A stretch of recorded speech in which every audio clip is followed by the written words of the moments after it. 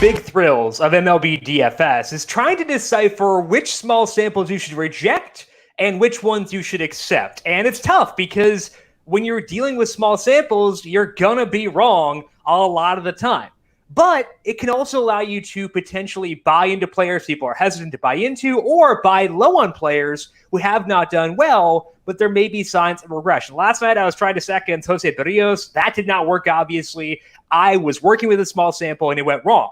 But we get another chance to do so tonight because we have Aaron Nola and Walker Buehler, two guys who have gone in very different directions so far in 2020, and we can decide, do we want to accept what they've done so far, or do we want to reject that and try to bet on a regression for tonight? So let's dive on in and break it on down. Welcome on into the solo shot. That's right here on the FanDuel Podcast Network and numberFire.com. My name is Jim Sonis. I am a senior writer and analyst for numberFire.com, here to break down tonight's 13-game, actually that's the 12-game slate now. Lock at 7:05. Forgot to account for the Mets and Yankees game, which has been postponed. So just a 12-game slate for tonight. But on a 12-game slate, a lot of times you leave yourself open to some weather risks. Not tonight, though. There are actually no real weather notes. So you'll have the usual cool temperatures out in the Bay, but it's also a slate where there aren't a ton of good park factors, so even that's not a big concern. So I think we're kind of good to just play this slate straight up and see how things break down. Should be a pretty fun one, as always. The Jose Berrios thing reminds me that we should plug the afternoon stream as well, because on that one,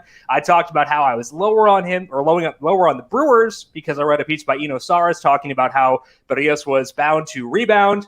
So when you listen or tune into the 4 p.m. streams, you're getting updated analysis. You're getting me with additional information and, potentially different views on things. So I would highly, highly endorse the 4 p.m. stream, because we can look at some lineups, see where players are batting, discuss some value plays and all that stuff, and also updated weather for then as well. So make sure you come back at 4 p.m. Eastern time and subscribe to the FanDuel YouTube page. You can also check us out and answer questions on Twitter and on Facebook and on Twitch, answering questions from all of those platforms to get you set for the main slate. That is at 4 p.m. Eastern every weekday on the FanDuel YouTube, Twitch, and Facebook pages. We also have a lot of stuff here in the numberFire Daily Fantasy Podcast feed. As always, Tom Vecchio has you covered for NBA and NHL DFS with the Daily ISO and the Daily Deke. Those are already posted. For Friday's main slate, we have a UFC podcast with Austin Swain getting you set for what sounds like a very interesting card on Saturday. Not a ton of high-profile names, which could make things better for the people who know what they are doing. Austin does, so make sure you check out his insights for the UFC podcast. And I also had a NASCAR podcast getting you set for the Dover doubleheader on Saturday and Sunday. So make sure you just search for the numberFire Daily Fantasy Podcast feed wherever you get your podcasts. And if you like what you hear, leave us a rating and review as well. The NBA playoffs are upon us, and FanDuel has you covered. Compete in the Mountain Dew NBA free play daily from now through September 4th for your chance to win your seat in a virtual event with NBA legends Gary Payton and Ray Allen. With each entry, you will also be entered into the King of the Mountain 3-point bonus for your chance to win a share of $15,000, brought to you by Mountain Dew, official sponsor of the NBA. For more details, visit FanDuel.com or download the FanDuel app today. Eligibility restrictions apply. Pitching preview for this Friday main slate. Aaron Nola is at the top of the heap on FanDuel. He checks in at $10,700. Max Fried is $9,400. Got Lance McCullers at $87,000. And then Walker Buehler down to $8,500. So you can see why we're having to discuss small samples here. Nola, very high salaried. Buehler, very much not, which is going to lead to some very interesting dilemmas for tonight. And I think we can quarrel over who is going to be the second best pitcher on this slate. But I think the number one guy is a no-brainer, and that is because I am buying into the small sample we have seen from Aaron Nola so far in 2020. And it's super exciting to see this because I've been a fan of Nola for a very long time, and he's had stretches of DFS relevancy where he's been a high strikeout guy, but it never felt like he really reached his full potential. This year, he is very much doing that. He's been using his curveball as his big off-speed pitch for most of his career. It's a good pitch. It makes sense he would lean on that pitch. His changeup has been above average the past 3 seasons, though. But this year, for some reason, that changeup has gone absolutely nuts, and Nola is throwing it a ton. He's up to 34% usage on that changeup. He had never been above 20% in any full season before that, and people just cannot touch that pitch. He has a 47.5% whiff rate against that pitch, according to Baseball Savant. And the launch angle on it is -8 degrees. So not only is he getting whiffs, he's getting ground balls. Awesome combination. Overall this year, Nola has a 2.28 skill interactive ERA with a 40% strikeout rate, and he's allowing just a 33% hard hit rate. Those are numbers, at least the Sierra and the strikeout rate, numbers we can trust in the small sample. Nola's doing that. He's getting ground balls, and his swinging strike rate is 14.8%. So the rule of thumb with swinging strike rate is you double it, and that's the number that's going to stabilize most quickly because it's based on a sample of every pitch you throw versus every batter. So the sample size bigger, that will stabilize more quickly. The rule of thumb is you double the swinging strike rate. So that's about a 30% projected strikeout rate for Nola. So he's not going to be at 40% for the entire year. But even the regressed performance of Aaron Nola should be more than good enough to justify a salary of $10,700. He did just face the Braves 2 starts ago, and he's facing them again tonight, but he allowed just 2 hits over 8 innings while striking out 10. So, yeah, I am in on Aaron Nola for tonight. He's 10-7. I think that is not high enough for how well he has pitched. I think that every quickly stabilizing number we can look at says Nola is good. We have reason to believe he's different because that changeup has been so good and he's been using it so often. So to me, Aaron Nola is a small sample we should buy into for tonight. The other starter in that game has also been dealing this year, and his dominance, I guess not dominance, his effectiveness dates back to last year too. That guy is Max Fried, and I feel really good about him in DFS as well, so I think this game should be a lot of fun. Fried's ERA this year is 1.24. The peripherals obviously do not match that, so he will regress as well, similar to Nola. But as with Nola, even the regressed form of Max Fried should be that of a really good pitcher. Fried is fun because he has 2 awesome off-speed pitches with his curveball and his slider. And last year, the curveball was elite, and rightfully, Fried leaned on it a lot. But it pushed his slider usage down because the curveball was so good. This year, the slider has been the better pitch, and Fried has reacted by throwing that pitch more often. He actually started doing this towards the end of last year over his final 4 starts there, so if we add those with his 5 starts this year, Fried has a 25% strikeout rate with a 3.63 skill interactive ERA. So the strikeouts are there, and that's a good thing. That's what we want for DFS. We need strikeouts to get those free points, but his best asset is his ability to limit hard contact. Fried has a 54% ground ball rate, or had a 54% ground ball rate last year. It's 59% this year. The average exit velocity against him is 83.6 miles per hour. That is one of the better marks in the entire league. If you can hold a 25% strikeout rate with a 55% ground ball rate, you are going to last in the big leagues for a long time and be DFS relevant for a long time too. The Phillies can hit lefties, so it's not as if this is some great matchup, but Fried did hold them scoreless over 5 innings. 2 starts ago, he had 6 strikeouts compared to just 1 walk, and he is stretched out to 103 pitches his last time out, so no concerns there. I would put Fried second behind Aaron Nola tonight, so if you can only watch one game on this slate, I would pick that one. Both sides should be dealing, and I'm excited to see how they do. But I think that both these guys have small samples we should buy into. For the third slot, I am going to go Walker Buehler because I think this is a small sample we can potentially reject. And because Buehler has been bad this year. If we were to look at his small sample this year, we'd be more inclined to stack against him than use him as our pitcher. He has a 5.21 ERA and a 5.08 skill interactive ERA. And that's on top of the fact that his pitch counts have been muted. But I think that Buehler is on the verge of turning things around. The pitch count should be fully ramped up by this point because he has thrown 87 and 89 pitches his past 2 starts. So I could very easily see him going 95, and that is enough to be DFS relevant. So the pitch count, less of a concern. That leaves the effectiveness. The velocity is good for Buehler, so it's not as if he's like hurt or something. It seems like the ineffectiveness stems from his curveball because last year, that was a really good pitch for Buehler. He got 7 inches of vertical break on it, according to Baseball Savant on average, and it's down to 5 inches so far this year. The pitch is just getting crushed, so I think that what's been happening is that Buehler's hanging his off-speed pitches, and hitters are making him pay. He's not getting strikeouts. They're getting hard contact. That's going to lead to bad things. But the movement on the pitches for Buehler, his past 2 starts, has looked like it's getting closer to what it was last year. In those 2 starts, his swing and strike rates have been 19.5% and 10.1%. He has still allowed 6 earned runs in those 2 starts, so it's not as if he's fixed, and it's not as if he's dealing. But we're getting good signs that he's rounding back into form. The velocity is good, the pitch count is up, and now he gets the Rockies at home. The Rockies have just an 83 WRC plus against righties since the start of last year. They don't draw that many walks, so there is a lot of risk in this one because we are going against a small sample in using Walker Buehler as our pitcher. That's why I put him below both Nola and Fried. But I do think Buehler is worth a look. $8,500 is, I would say, probably the lowest salary we're going to see from him this entire year. So I'm going to take this dive on Walker Buehler. I would note that, again, we're going against a small sample here, and we're going against numbers that do stabilize quickly. So there is a lot of risk here. However, I think given what we've seen from him in the past 2 starts, there was enough for me to buy in, especially at home in a plus matchup. So despite the small sample badness, I am willing to buy in on Walker Buehler. So we are fading the small sample on Walker Buehler, accepting it on Aaron Nola and Max Fried, and we'll see how things play out for tonight. Hopefully the small samples don't come back to bite us once again. Let's take a look at the stacks. And unlike last night, there are a lot of good stacks available, so you can kind of let your process take you wherever you want to go because you do have a lot of good options.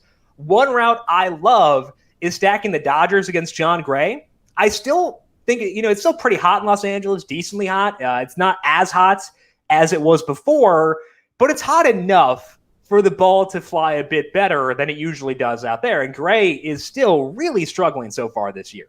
His velocity is way down. He has lost 2.1 ticks on the fastball, 2.3 ticks on the slider, and decreased velocity is not necessarily concerning all by itself. We see guys like Patrick Corbin play with their velocity all the time. But that decreased velocity for Gray comes with really poor peripherals. He has a 5.10 skill interactive ERA with a 14% strikeout rate. His ground ball rate is down to 43% from 50% last year, and his hard hit rate is up to 47%. So Gray did get good results initially this year, but he allowed 8 runs in 1 outing, and this has happened all against really poor competition. If we look at the opponents that John Gray has faced this year, here are the WRC pluses of the teams he has faced in order since the start of last year against righties. They have been 88, 91, 90, 98, and 88, all below average. The Dodgers are at 123, the number 2 team in the league behind the Astros versus righties. So sure, John Gray gets out of Coors Field, but his velocity is terrible. His peripherals are lagging, and this is the best opponent he has faced by a significant margin. I think the Dodgers belong at the top of our list as a result of all this, and they will be my number 1 stack for tonight. I do want to favor the lefties against Gray, so I think it's arrows up for Corey Seager, Cody Bellinger, Max Muncy, potentially Jock Peterson lower in the order too, but A.J. Pollock continues to be a value at $3,000. He's hitting dingers, stealing bases. He's likely to bat 5th or 6th, and I will take all that for sure, even if he is a righty. I do think, again, Jock Peterson, despite some struggles this year, is a worthy consideration. He is a lefty. That helps him against John Gray. So I will go with Peterson too, but I think that the righties, like Pollock, obviously Mookie Betts, definitely in play, despite the fact we do want to favor the lefties against John Gray. I'm going to put Cleveland second on my stacking list for today. It seems like the bats are starting to come around. They've scored 6 or more runs in 4 of the past 6 games, and they are in a good park for hitting for tonight, and they get a great matchup. They're facing Michael Fulmer, and Fulmer coming off Tommy John surgery, so you do expect some bumps in the road, but his velocity is so far down from where it was before the injury, and kind of like Gray, the results have followed that poor velocity as well. Fulmer has a 7.56 ERA in his 3 starts. His skill interactive ERA is 5.72. He's not getting ground balls. He's not limiting hard contact. There are some whiffs in there, which means that could stabilize things. But I think for me right now, I need to see that before I back off of stacking against him. I want to see him get results before I stop stacking. And I think that's why I'm going to wind up going here with Cleveland tonight. And Fulmer is actually part of the reason that the Cleveland bats have woken up because he led up a pair of home runs to them back on August 16th, so his most recent start. He lasted just 2 2/3 innings. He also allowed 3 homers in 2 2/3 back on July 27th. So Fulmer is a guy you hope eventually rounds into form because he was really fun his first couple of years, like bordering on like Cy Young contention, really good pitcher. But for now, we should keep stacking against him until he gives us a reason to stop doing so. The Cleveland offense has kept on using Tyler Naquin in the 6-hole versus righties. Had, I think, 3 hits last night. He's only $2,300. He hasn't looked good before last night's game, but it's a small sample. He's not striking out a ton. So if they put him 6th again, which I would assume that they would, he could be a huge value in helping us afford Aaron Nola at 10-7. Franmil Reyes also seems to have turned a corner. He is $3,100. So the Cleveland offense, definitely one you can stack while using Aaron Nola as your pitcher for tonight. This is another slate similar to last night where there aren't a ton of great park factors. I did mention that Cleveland's park factor is pretty good, but overall, there aren't a lot of great parks for hitting on this slate. What that does, it does reduce the impact of bad hitting parks. We should be more okay stacking there because the relative badness, I don't know if that's the right word to use, the relative badness of the bad parks is not as big. But it also increases the allure of the few parks that are pluses for hitting. And I think that helps us stack the Red Sox against John Means. Means last year lived off of limiting hard contact. He does not get strikeouts. He does not get ground balls, so he needs to feast on generating weekly hit fly balls, lazy flies to the outfield, pop-ups, stuff like that, and he hasn't done that so far this year. Means has allowed a 48% hard hit rate. That is up 20 percentage points from where it was last year. Not the way he wanted to go, and it's resulted in a 10.57 ERA in his first 3 starts. 2 of those matchups have been tough. They were against the Yankees and the Nationals, but the Red Sox are tough too, even with their struggles so far this year. Means his velocity is good, and his swing and strike rate is about even to where it was last year. So it's possible he gets back into last year's groove. But a lot of what he did last year even seemed unsustainable. So I'm inclined to go with the Red Sox here and accept the balls in play. If they don't work in my favor, that's okay. I think that it's still worthwhile to give them a shot here against John Means and see if that hard contact stays a part of his repertoire.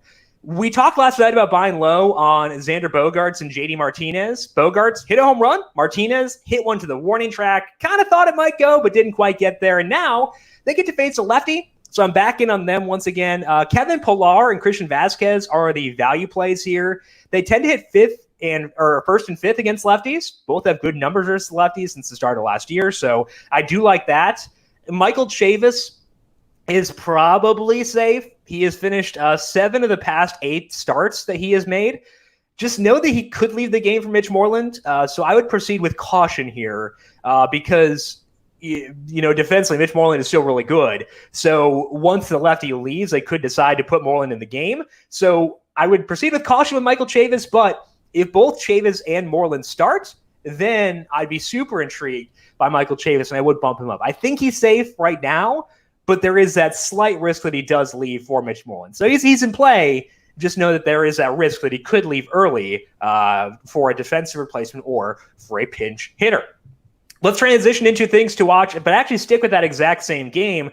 I think you could consider the Orioles as a stack. You just have to be okay with a lot of walks because that is the most likely scenario for their game tonight. Colton Brewer is going to open for the Red Sox, and it sounds like Darwinzon Hernandez will be the bulk reliever.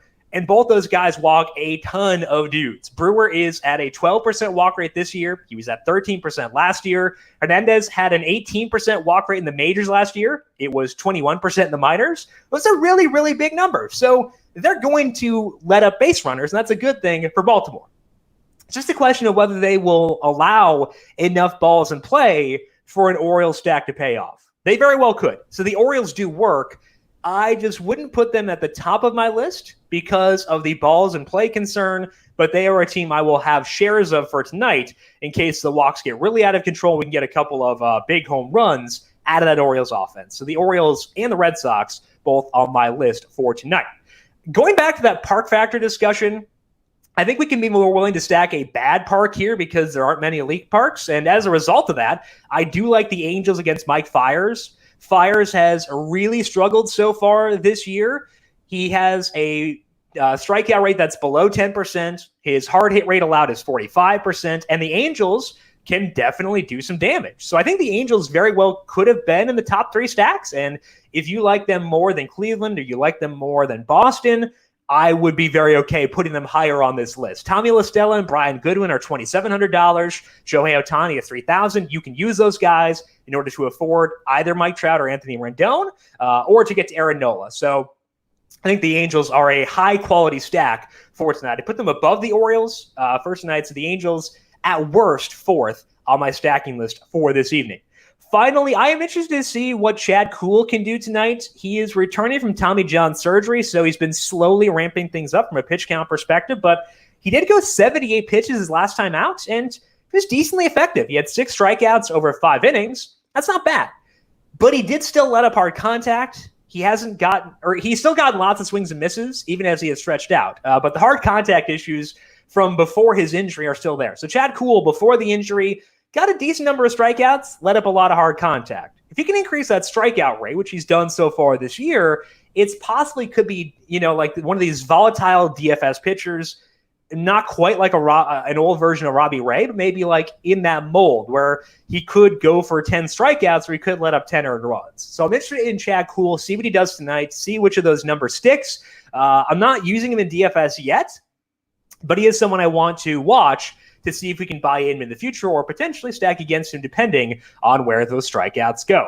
That is all the time we have for today, but once again, I would ask you to tune in at 4 p.m. Eastern Time for our Q&A stream, answering questions to get you set for the slate, going through lineups, checking out value plays, talking pitchers, any alterations from what I've seen this morning, and getting you set there. So make sure you are subscribed to the FanDuel YouTube page. Also check us out on Twitch and on Facebook, and make sure you get your questions in. Also check out the numberFire Daily Fantasy Podcast feed for UFC, NBA, NHL, and NASCAR podcasts every day. Pretty much we are pumping out a lot of stuff over there. And like I said, if you like what you hear, leave us a rating and review. If you have questions for me prior to the 4 p.m. stream, I am on Twitter at Jim Sannes, JimSannes. You can also follow the FanDuel Podcast Network at FanDuel Podcast. Big thank you to Calvin Theobald, our video producer, for the video side of things here today. Thank you, Cal, as always. And thank you to everyone for tuning in. Good luck with your DFS lineups for tonight. If I don't talk to you at 4 p.m., have a fantastic weekend. We'll talk to you again on Monday. This has been the Solo Shot right here on the FanDuel Podcast Network.